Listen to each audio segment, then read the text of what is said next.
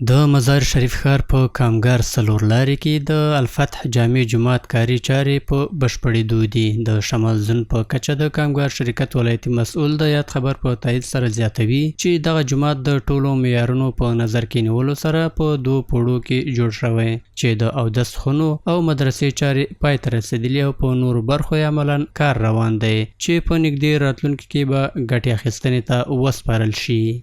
تا اکنون اضافه از 20 میلیون افغانی مصرف صورت گرفته بالای اعمار مسجد و این در 2 منزل اعمار شده. ظرفیت 200 نفر نمازگزار در یک وقت داره.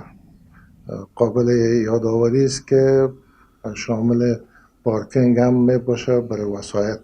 نمازگزارایی که میان برای ادای نماز میتونن با خاطر آرام وسایط خود د پارکینګ پارک وکړم. ورته مهال ښاغلی مصدق په هیواد کې وروستیو سیلاب ځپلو سره د مرستو رسونې په برخه کې هم له خپلو هڅو څخه خبر ورکړ او ویل چې له دې وړاندې هم له ورته زیانمنو سره په څو پړاوونو کې بشري مرستې ترسره کړي دي.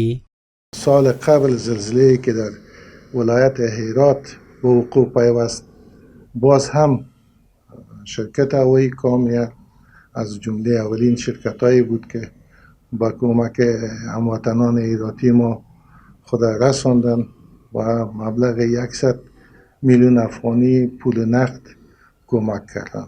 باید وویل شي چې د الفتح جومات د کامګر څلور لارې په منځنۍ برخه کې د یو ملي سوداګر له لوري د څه باندې 20 میلیونه افغانیو په لګښت جوړ شوی دی.